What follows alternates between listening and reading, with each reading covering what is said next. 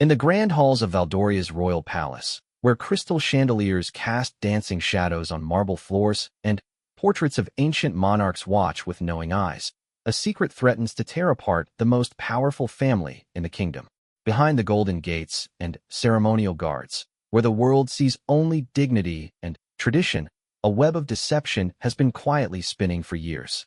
Tonight, as storm clouds gather over the palace towers, King Edmund will discover that the greatest threats to his throne don't always come from foreign enemies or political rivals. Sometimes they come from within his own family. What begins as a routine evening will spiral into a confrontation that will test the very foundations of royal loyalty, force a father to choose between his crown and his conscience, and reveal that in the game of power, even blood relations can become deadly opponents. The autumn rain hammered against the tall windows of the royal study as King Edmund Aldrich sat behind his mahogany desk, reviewing the evening's correspondence. At 62, the King of Valdoria carried himself with the practiced dignity of 3 decades on the throne, though recent months had etched deeper lines around his steel-gray eyes. The weight of ruling a nation of 12 million souls had never felt heavier, especially with the growing tensions between the traditional nobility and the rising merchant class threatening to destabilize his carefully maintained kingdom. Edmund set down a letter from the Valdorian Trade Council and rubbed his temples. The merchants were demanding greater representation in Parliament, while the old noble houses insisted on maintaining their ancient privileges. Balancing these competing interests required delicate diplomacy, something that had become increasingly difficult since his marriage to Lady Catherine Westbrook 5 years earlier. Catherine had brought stability to his personal life after the death of his beloved first wife, Queen Isabella, 7 years prior. However, her son from her previous marriage, Marcus Westbrook, had proven to be a constant source of concern. The 28-year-old possessed neither royal blood nor royal manners, yet his position as the Queen's son afforded him access to the highest levels of court society. A soft knock interrupted the king's thoughts. "Enter," he called, expecting his private secretary with the evening briefing. Instead, Crown Prince William entered, his usually composed demeanor showing signs of strain. At 35, William had inherited his mother's grace and his father's keen intelligence, making him a respected heir to the throne. His dark hair was slightly disheveled, and his formal dinner attire suggested he had just come from one of the evening's social functions. "Father, we need to talk immediately," William said, closing the door behind him with unusual firmness. "It concerns Marcus." Edmund's stomach tightened. Marcus had been a topic of increasing worry lately, with reports of excessive gambling, inappropriate behavior at court functions, and concerning associations with some of the kingdom's less reputable businessmen. "What has he done now?" William approached the desk, his face grave. "It's more serious than his usual indiscretions. He's been gathering information about our family's private affairs, particularly regarding the Blackwater mining incident from last year." The king's blood ran cold. The Blackwater incident was a carefully buried scandal involving questionable contracts awarded to mining companies with connections to several prominent noble families. While technically legal, the deals had generated substantial criticism from opposition politicians and reform-minded citizens. The royal family's indirect involvement through investment advisors had been kept strictly confidential to avoid political damage. "How do you know this?" Edmund asked quietly. William reached into his jacket and withdrew a small recording device. "He's been secretly recording conversations during family dinners and private gatherings. My security detail discovered this planted in my private study yesterday during a routine sweep." He placed the device on the desk between them. "The contents include discussions about the Blackwater contracts, our family's financial arrangements, and several other matters that could be politically devastating if made public." Edmund stared at the device as if it were a venomous snake. "Are you certain it's Marcus?" The recording timestamps match perfectly with his presence at the palace. Furthermore, Lady Sarah overheard him on a phone call yesterday, discussing leverage and insurance policies with someone she couldn't identify. When she questioned him about it later, he became evasive and claimed it was related to his business ventures. Lady Sarah was William's wife of 8 years, known for her discretion and keen observation skills. If she reported suspicious behavior, it was certainly worth investigation. The implications of Marcus's actions sent a chill through the king's spine. Recording private royal conversations without consent was not only a serious breach of trust, but potentially treasonous, depending on how the recordings were being used. "Have you confronted him directly?" Edmund asked. "Not yet. I wanted to inform you first, develop a strategy. If he's planning to use this information for blackmail or political manipulation, we need to handle this very carefully. The wrong approach could trigger him to release whatever he's gathered. Edmund rose from his chair and walked to the window, watching the rain streak down the glass. The palace gardens below were shrouded in darkness, with only the occasional lamppost casting pools of yellow light on the gravel paths. Somewhere in those shadows, palace guards maintained their eternal watch, protecting the royal family from external threats. But what protection existed against betrayal from within? What exactly does he have on us? The king asked without turning around. William consulted a small notebook. Based on what we've been able to determine, he has recordings from at least 6 different occasions over the past 4 months. These include our discussion about the infrastructure budget allocation, conversations about the trade negotiations with neighboring kingdoms, and, most concerning, our private talk about the opposition party's investigation into government contracts. Each item William mentioned represented a potential political catastrophe. Opposition politicians had been searching for any evidence of royal influence in government business deals, and these recordings could provide exactly the ammunition they needed to launch a constitutional crisis. Does Catherine know? Edmund asked. I don't believe so. Her reaction to his behavior has seemed genuinely confused rather than defensive. She's been asking me privately if I've noticed any changes in his demeanor lately. This provided some relief. Catherine's loyalty had never been in question, and her ignorance of her son's activities suggested this was Marcus's independent scheme rather than a coordinated family effort. However, it also meant she would be devastated when the truth emerged. Edmund returned to his desk and activated the secure communication system connected to his chief of security. Within minutes, Sir James Morrison arrived, his weathered face immediately alert despite the late hour. Morrison had served as head of royal security for 15 years, earning absolute trust through his discretion and effectiveness. James, we have a delicate situation, the king began, then outlined the discovery of the recording devices and Marcus's suspicious activities. Morrison listened without interruption, his expression growing increasingly serious. Your Majesty, I recommend we immediately conduct a comprehensive security sweep of all areas where Marcus has had access. We should also monitor his communications and movements going forward. How long would a full investigation take? William asked. To gather complete evidence of his activities and determine the full extent of any security breach? Approximately 72 hours, assuming we can work discreetly. Edmund considered the timeline. In 72 hours, several important events were scheduled, including a state dinner with foreign diplomats and a crucial parliament session regarding the new trade legislation. Any scandal emerging during this period could have severe consequences for the kingdom's international relations and domestic stability. James, I want you to personally oversee this investigation. Use only your most trusted team members and maintain absolute secrecy. William, I want you to continue behaving normally around Marcus until we have a complete picture of what we're dealing with. Both men nodded their understanding. There's one more thing, William added. Lady Sarah mentioned that Marcus has been meeting regularly with someone named Viktor Petrov at various locations around the capital. Petrov isn't a name I recognize from court circles. Morrison's expression darkened. Viktor Petrov is a freelance journalist known for his investigative work targeting government officials and wealthy families. He's published several exposés that have ended political careers. If Marcus is feeding him information, the implication hung heavy in the air. Petrov's involvement suggested this wasn't simply about money or personal revenge. It appeared to be part of a larger scheme to damage the royal family's reputation and potentially destabilize the monarchy itself.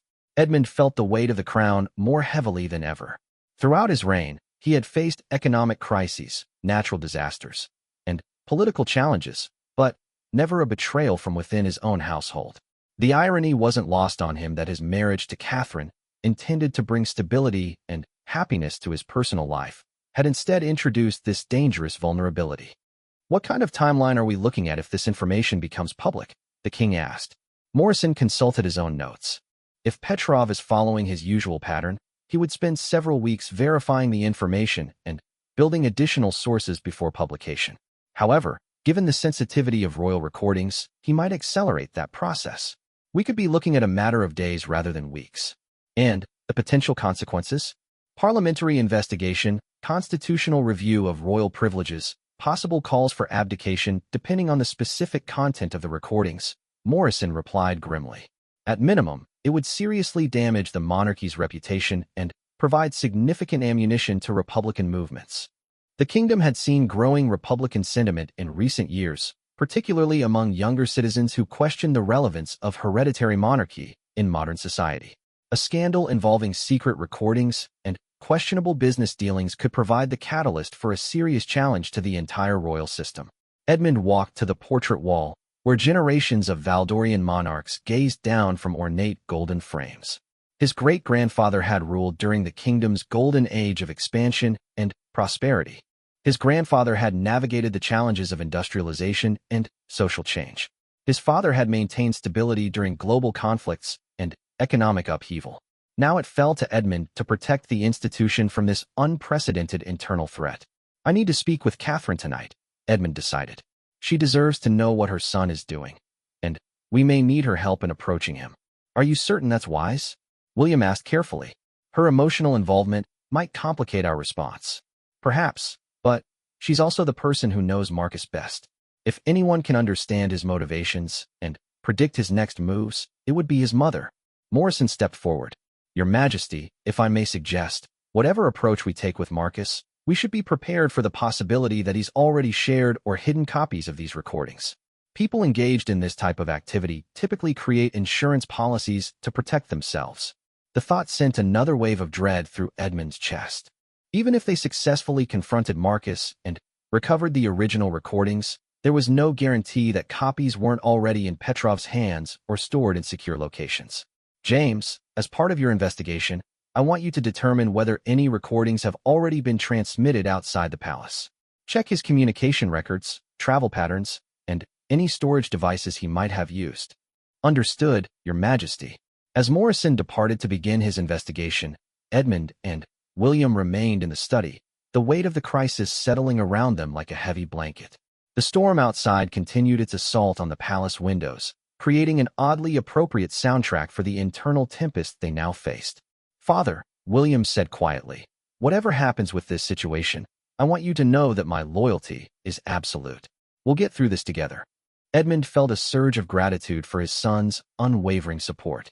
Despite the challenges of royal life, William had grown into exactly the kind of leader the kingdom needed: intelligent, principled, and steadfast under pressure.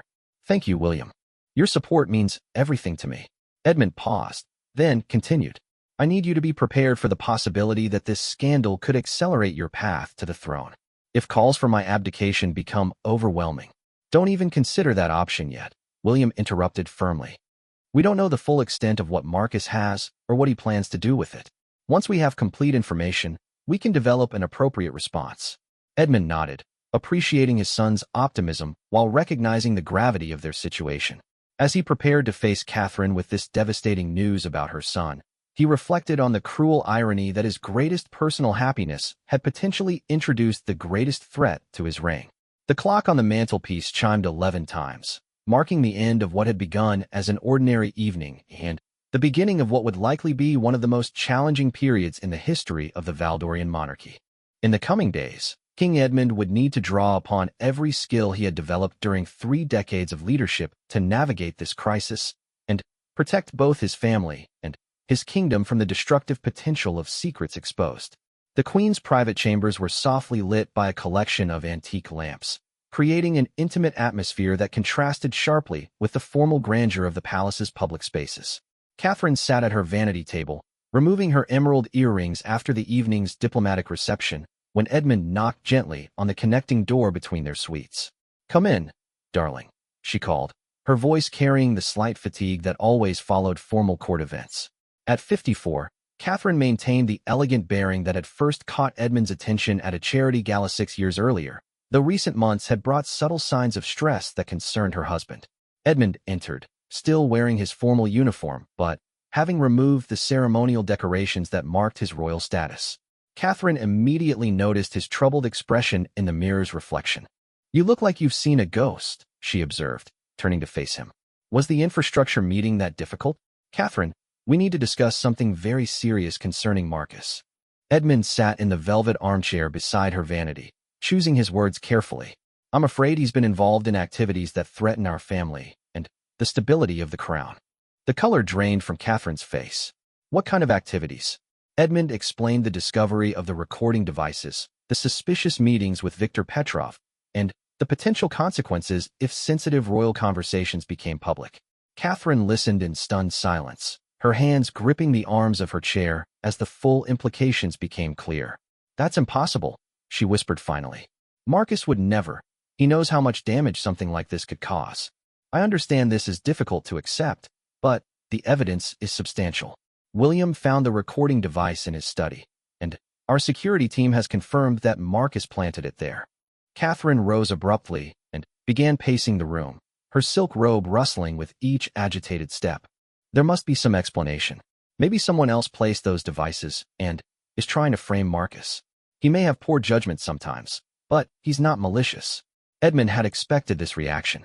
Catherine's fierce loyalty to her son was one of her most admirable qualities, but it also made her reluctant to acknowledge his serious flaws. Over the past 2 years, she had consistently made excuses for Marcus's gambling debts, inappropriate behavior at court functions, and increasingly irresponsible lifestyle. Catherine, I need you to think carefully about Marcus's behavior lately. Have you noticed anything unusual? Changes in his routine, new associates, unexplained income. Catherine stopped pacing and sank into a chair across from Edmund. For several minutes, she remained silent, clearly wrestling with memories and observations she had previously dismissed or ignored. He has been different recently, she admitted reluctantly. More secretive about his activities, defensive when I ask about his plans. Last month, I found him going through papers in your study when he thought no one was around. He claimed he was looking for a book, but now. Her voice trailed off as the implications became clear. What else have you noticed? He's been spending money more freely than usual, despite claiming his business ventures aren't going well. New clothes, expensive dinners, a new car that must have cost at least $40,000. When I asked where the money was coming from, he said he'd made some successful investments, but he wouldn't provide details. Each revelation confirmed Edmund's worst fears. Marcus wasn't simply recording conversations out of curiosity or family dysfunction.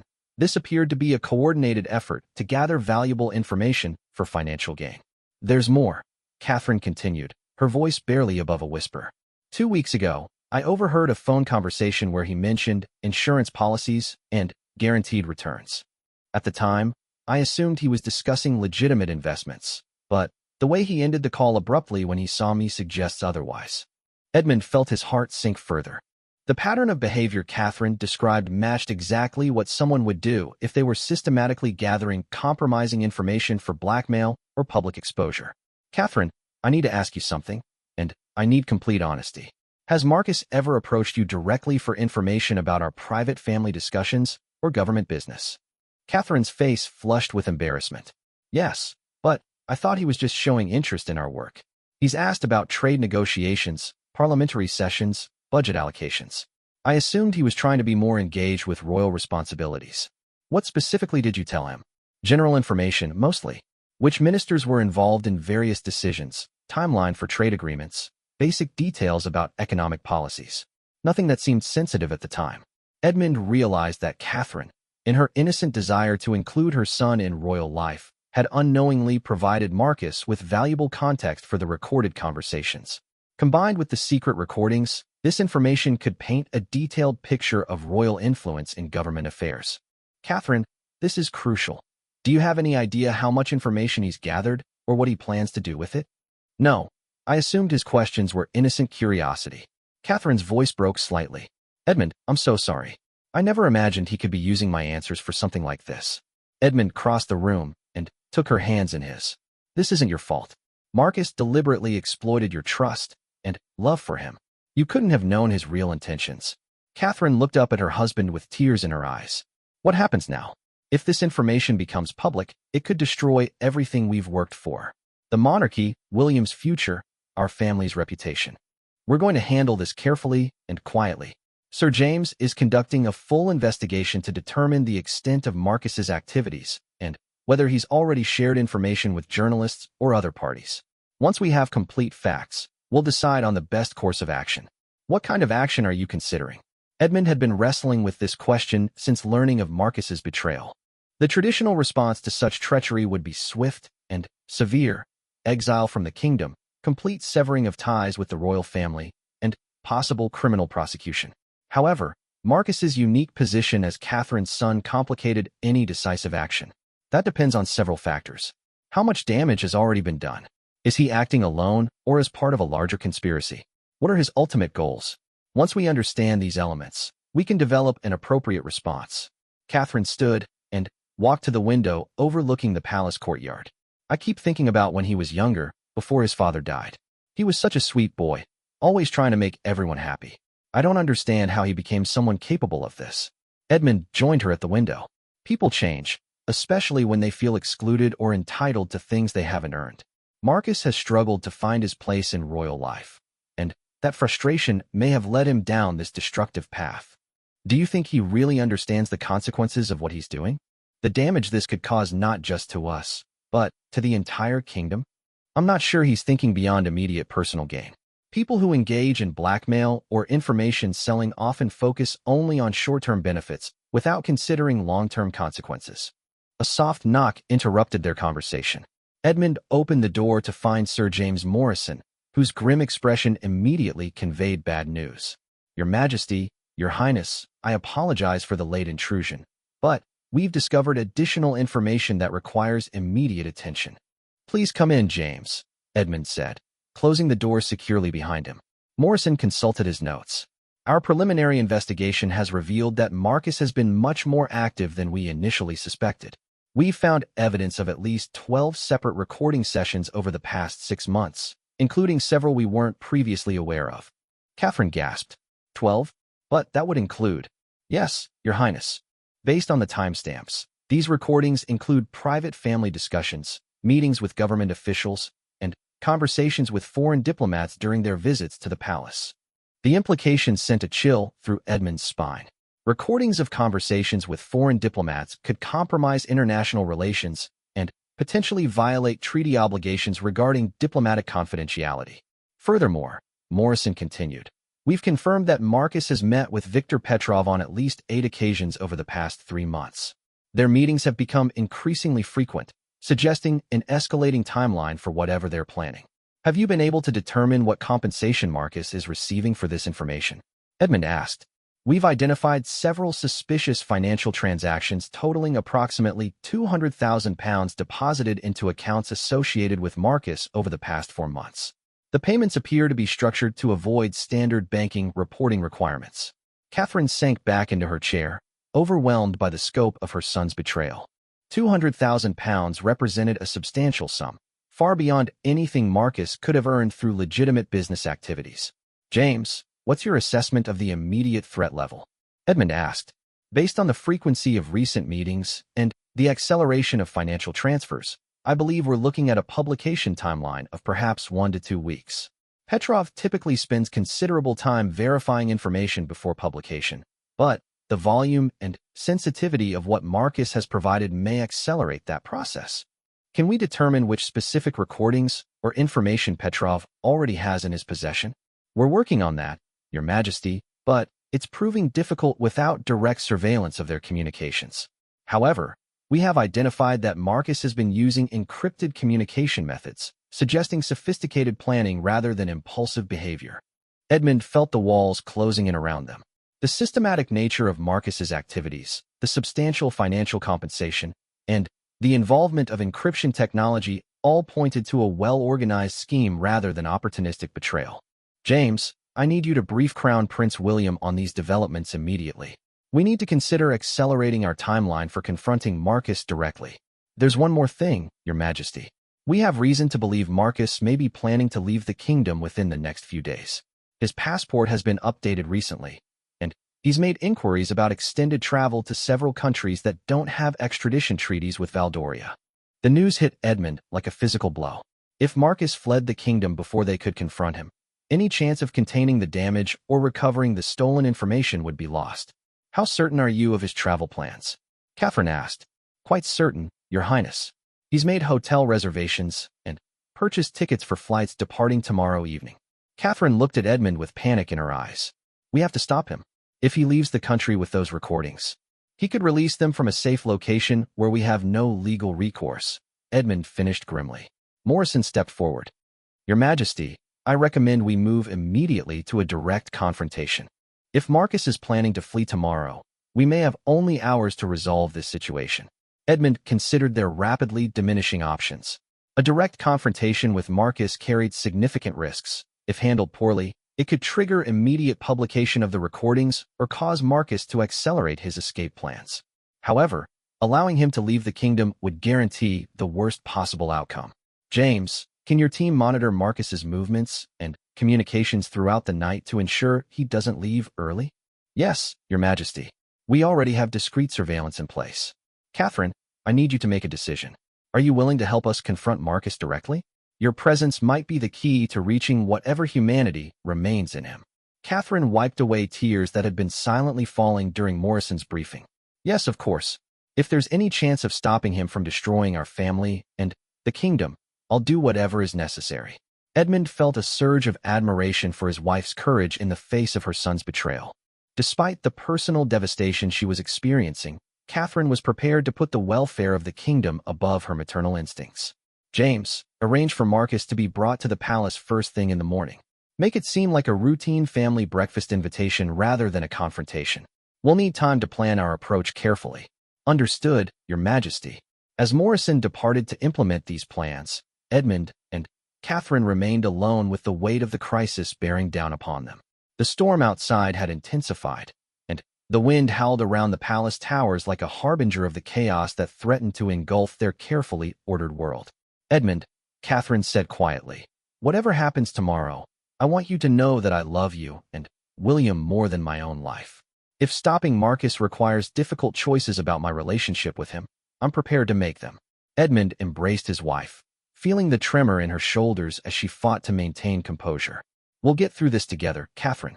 Our family and our kingdom will survive this challenge.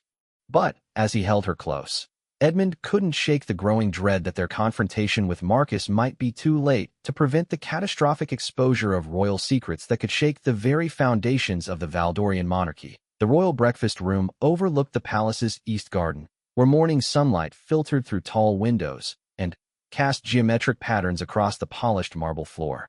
Under normal circumstances, the room's warm atmosphere and elegant furnishings created a welcoming space for informal family gatherings. Today, however, the tension was so thick it seemed to press against the walls themselves. Marcus Westbrook arrived at precisely 9 o'clock, responding to what he believed was a casual invitation from his mother for family breakfast. At 28, he possessed the kind of conventional good looks that opened doors in social circles, but his appearance had grown increasingly haggard in recent months.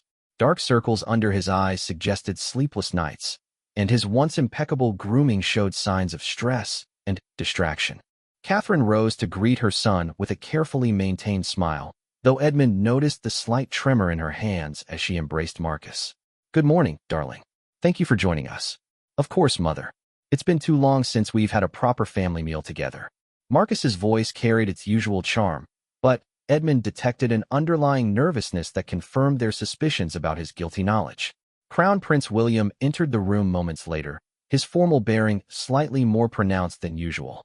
The three men exchanged polite greetings while palace staff efficiently served breakfast, their trained discretion ensuring that the conversation would remain completely private. Edmund waited until the servers had departed before beginning what would likely be the most difficult conversation of his reign. Marcus, we need to discuss some concerning information that has come to our attention regarding your recent activities. Marcus's coffee cup paused halfway to his lips, and Edmund saw a flash of fear in his stepson's eyes before he recovered his composure. What kind of activities? I hope this isn't about the gambling rumors again. I've told you those stories are greatly exaggerated. This isn't about gambling, William interjected quietly.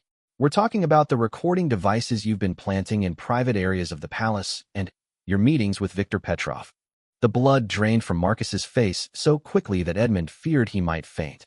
For several seconds, the only sound in the room was the gentle ticking of the antique clock on the mantelpiece. I don't know what you're talking about, Marcus said finally, but his voice lacked conviction and his hands trembled visibly as he set down his coffee cup. Catherine leaned forward, her maternal concern overriding her disappointment. Marcus, please don't lie to us. We have substantial evidence of what you've been doing. The question now is why you did it, and how we can resolve this situation. Marcus's carefully constructed facade began to crumble. His shoulders sagged, and he stared at the table as if searching for words that could explain the inexplicable. "You don't understand the pressure I've been under," he said quietly. "Living in this family, always being the outsider, never truly belonging despite mother's marriage to the king. Do you have any idea what it's like to be constantly reminded that you're not real royalty?" Edmund felt a pang of sympathy despite his anger. He had tried to include Marcus in family activities and palace life, but the young man's resentment had always been palpable. "That doesn't justify recording private conversations and selling confidential information," Williams said firmly. "You've betrayed not just our family trust, but potentially compromised national security." "It started innocently," Marcus continued, his voice growing stronger as he attempted to justify his actions. "Petrov approached me at a social function 6 months ago. He said he was writing a book about modern European monarchies and asked if I might be willing to provide some general background information about royal life." Catherine shook her head sadly. "But it didn't stay general, did it? He kept asking more specific questions, and when I couldn't answer them, he suggested I might be able to find out. He offered small payments at first, just a few £100s for basic information about court schedules and family routines." Edmund recognized the classic pattern of intelligence recruitment, starting with innocent requests and gradually escalating to more sensitive material once the target was compromised. "When did you begin recording conversations?" William asked. Marcus lifted his head to meet William's gaze, and Edmund saw a mixture of shame and defiance in his expression. "About 4 months ago." Petrov said that written summaries weren't sufficient for his research. He needed authentic dialogue to capture the real atmosphere of royal decision-making. "And you believe that explanation?" Catherine asked incredulously.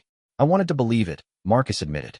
"The money was significant, and I had debts from some unfortunate investments. But more than that, I felt like I was finally contributing something valuable, that my position in the family had some worth beyond just being your son." Edmund understood the psychological manipulation that had been employed against Marcus, but understanding didn't diminish the severity of his actions or their potential consequences. "Marcus, what specific information have you provided to Petrov?" Edmund asked directly. "I need to know exactly what we're dealing with." Marcus hesitated, clearly weighing his options. "Recordings from family dinners where you discussed government business, meetings with ministers about economic policy, conversations about trade negotiations with foreign countries." Petrov was particularly interested in anything related to the Blackwater mining contracts. Each admission felt like a dagger to Edmund's heart. The Blackwater contracts were especially sensitive because they involved potential conflicts of interest that could provide ammunition for political opponents seeking to challenge royal prerogatives. "How many recordings in total?" William pressed. 15 or 16, I think. Some were just family conversations, but others included meetings with government officials or foreign diplomats. Edmund felt the full weight of the catastrophe they were facing. Recordings involving foreign diplomats could constitute a serious breach of international protocol and potentially damage diplomatic relations with neighboring kingdoms. "Marcus," Catherine said gently, "where are these recordings now? Do you still have copies, or have you given everything to Petrov?" "Both," Marcus said miserably. "Petrov has copies of everything, but I kept backup files as insurance." "Insurance against what?" Edmund asked. "In case he tried to cut me out of the arrangement or didn't pay as promised. I also thought that having copies might give me some leverage if things went wrong." William exchanged a meaningful look with Edmund. Marcus's admission that he maintained copies provided both opportunity and additional risk. They might be able to recover some of the recordings, but it also meant the information existed in multiple locations. "Marcus, we know about your travel plans for tonight," Edmund said quietly. "Were you planning to flee the country?" Marcus's remaining composure finally shattered completely. Tears began streaming down his face as he nodded silently. "Petrov said the story would be published within the week," he sobbed. "He told me it would be better for me to be out of the country when it happened, to avoid immediate legal consequences." Catherine reached across the table to take her son's hand. "Oh, Marcus, what have you done to yourself? To all of us." "I'm sorry," Marcus whispered. "I never meant for it to go this far. At first, it seemed like harmless information gathering, but each step led to the next, and before I knew it, I was trapped in something much larger than I could handle." Edmund felt a complex mixture of anger, disappointment, and pity. Marcus's youth and insecurity had made him vulnerable to manipulation, but his actions had potentially put the entire monarchy at risk. "Marcus, I need you to understand the full scope of what you've done," Edmund said seriously. These recordings could trigger a constitutional crisis, damage our relationships with allied nations, and potentially lead to calls for the abolition of the monarchy. Thousands of people whose livelihoods depend on the stability of our institutions could be affected. I know, Marcus said, his voice breaking. I've been terrified about the consequences, but I didn't know how to stop it. Petrov made it clear that he would publish the story with or without my cooperation at this point. William leaned forward. What exactly did he say about publication plans? He's planning to release the first article tomorrow morning in the National Herald.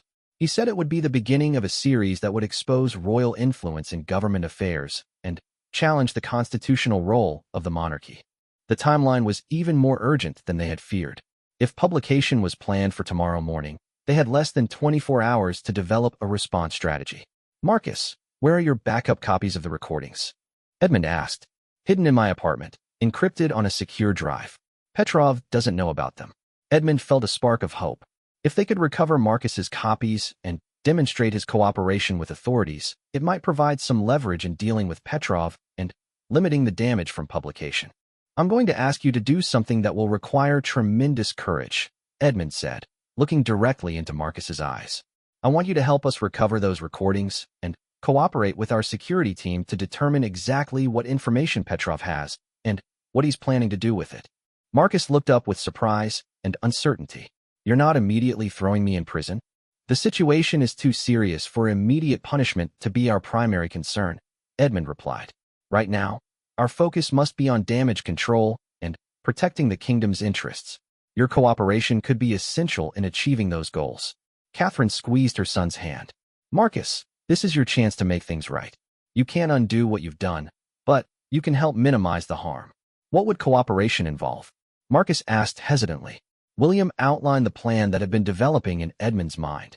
First, you would accompany our security team to recover the backup recordings from your apartment. Second, you would work with them to compile a complete inventory of everything you provided to Petrov. Third, you would contact Petrov and attempt to determine his exact publication timeline and whether there's any possibility of delaying or modifying his plans. And if I cooperate fully, what happens to me? Edmund had been considering this question since the confrontation began. Marcus's actions bordered on treason, but prosecuting him immediately would create additional scandal and potentially make the situation worse. If you cooperate completely and help us minimize the damage from this crisis, we'll consider alternatives to criminal prosecution. However, your relationship with this family and your position in royal circles will be permanently changed. Marcus nodded slowly, seemingly weighing his very limited options. What kind of alternatives? Possible exile, restitution for damages, community service, psychological counseling. The specific terms would depend on how much damage ultimately occurs and how helpful your cooperation proves to be. Catherine looked at Edmund with gratitude in her eyes. Despite the severity of Marcus's betrayal, her husband was offering a path toward redemption rather than simply seeking punishment. I'll cooperate, Marcus said finally. I'll do whatever I can to help fix this mess I've created. Edmund felt a mixture of relief and continued apprehension. Marcus's cooperation was essential, but the success of their damage control efforts would depend on factors beyond their immediate control. Petrov's willingness to delay publication, the specific content of the recordings, and the public's reaction if the story did become public. James Morrison will coordinate your cooperation with our security team, Edmund said. The next 24 hours will be crucial for our family and our kingdom. As if summoned by the mention of his name, Sir James Morrison appeared at the breakfast room entrance. His expression remained professionally neutral, but Edmund detected urgency in his bearing. Your Majesty, I apologize for interrupting, but we've received information that requires immediate attention. Viktor Petrov has moved up his publication timeline. The story is scheduled to appear in tomorrow's early edition of the National Herald, which means it will be available online within 12 hours. The room fell silent as the implications sank in. Their window for damage control had just shrunk dramatically, and the race against time had become even more desperate. Marcus looked around the table with panic in his eyes. Is there anything we can do to stop it? Edmund rose from his chair, his expression resolving into the determined focus that had carried him through 3 decades of royal challenges. We're going to find out. James, implement the cooperation protocols immediately. Marcus, you're coming with us to recover those backup recordings. As the family prepared to face the most serious crisis in the modern history of the Valdorian monarchy, Edmund reflected on how quickly their carefully ordered world had been thrown into chaos by one person's betrayal and poor judgment. The next few hours would determine whether the institution his family had served for generations would survive this unprecedented challenge to its dignity and authority. Marcus's apartment occupied the top floor of an elegant building in the prestigious Marlborough district, where many wealthy families maintained residences close to the palace. As the royal convoy arrived in unmarked vehicles, Edmund noted the irony that the comfortable lifestyle Marcus enjoyed had been financed in part by his betrayal of the family that had provided it. Sir James Morrison coordinated the security sweep with military precision, his team efficiently securing the building and ensuring complete privacy for the operation. Within minutes, they had accessed Marcus's apartment and begun the systematic search for the hidden recordings. "The drive is in my bedroom safe," Marcus said quietly, his hands shaking as he provided the combination. Behind the painting of the harbor scene, Edmund watched as Morrison's technical specialist extracted a small encrypted storage device from the concealed safe. The innocuous-looking device contained information that could potentially topple a government and end a monarchy that had endured for centuries. "How confident are you that this contains all your backup copies?" Morrison asked. "Completely confident," Marcus replied. "I was paranoid about keeping everything in one secure location." The technical specialist connected the device to a secure laptop and began the process of decrypting and cataloging its contents. As files appeared on the screen, Edmund felt his stomach tighten with each new recording title that confirmed their worst fears. Trade Negotiation Strategy Session, September 15th, the technician read aloud. Foreign Ministry Briefing, October 3rd. Blackwater Contract Discussion, October 18th. "Sir, there are 17 recordings total, ranging from 30 minutes to 2 hours each." Morrison looked at Edmund grimly. "Your Majesty, this represents approximately 25 hours of potentially compromising material. Even if we prevent publication, analyzing and assessing the damage potential will require significant time." Edmund felt the weight of each recorded hour like a physical burden. 25 hours of private conversations, government discussions, and family deliberations had been captured without consent and prepared for public consumption. "Marcus, I need you to walk through each recording and tell us specifically what sensitive information it contains," Williams said, taking charge of the practical assessment. For the next 2 hours, Marcus provided detailed summaries of each recording's content. The scope of potentially damaging material was staggering. Discussions of military budget allocations, candid assessments of foreign leaders, internal debates about economic policy, and private conversations about political strategies. "The Blackwater recordings are probably the most dangerous," Marcus admitted. "They include detailed discussion of how the contracts were structured to benefit certain noble families, and there are references to kickback arrangements that could be interpreted as corruption." Edmund had participated in those conversations and knew that while the arrangements were technically legal, they would appear highly improper to public scrutiny. Opposition politicians had been searching for exactly this type of evidence to challenge royal involvement in government business. "What about the foreign ministry discussions?" Morrison asked. "Those include frank assessments of neighboring kingdoms' negotiating positions, intelligence about their domestic politics, and strategies for exploiting their weaknesses in trade discussions. If those conversations became public, it could seriously damage our diplomatic relationships," William finished. "Foreign leaders don't expect their private conversations with our representatives to be recorded and published." Edmund realized they were facing a diplomatic catastrophe in addition to the domestic political crisis. The kingdom's reputation for discretion and trustworthiness in international affairs would be permanently damaged if these recordings became public. Morrison received a call on his secure phone and stepped away to take it privately. When he returned, his expression was even more serious than before. "Your Majesty, we've just received intelligence about Viktor Petrov's current location and activities. He's holed up in a secure location with a team of editors and researchers, putting the finishing touches on tomorrow's publication. Our contacts suggest he has additional sources beyond Marcus's recordings." "What kind of additional sources?" Edmund asked. "We believe he's been investigating royal finances independently and has uncovered information about investment portfolios, property holdings, and business relationships that could complement the recorded conversations." The revelation struck Edmund like a physical blow.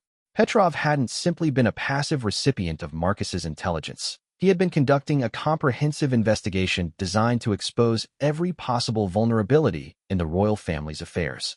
How long has he been working on this investigation? Catherine asked. Our best estimate is at least 8 months, possibly longer. Marcus was just one source in a larger operation. Edmund felt a surge of anger at the realization that his family had been under systematic surveillance and investigation without their knowledge. The violation felt personal and professional simultaneously. Sir James, what are our options for preventing or delaying publication? William asked. Morrison consulted his notes. Limited, I'm afraid. The National Herald is privately owned and has strong legal protections for press freedom. We could seek an injunction, but that would require proving immediate national security threats, and the process would likely take longer than our available timeframe. What about approaching Petrov directly? Edmund asked. Possible, but risky. If we contact him officially, it could be interpreted as intimidation or censorship, which might actually accelerate publication and provide additional story material about royal attempts to suppress the press. Edmund recognized the impossible position they faced. Any direct action to prevent publication could be portrayed as authoritarian overreach, while inaction would guarantee the release of devastating information.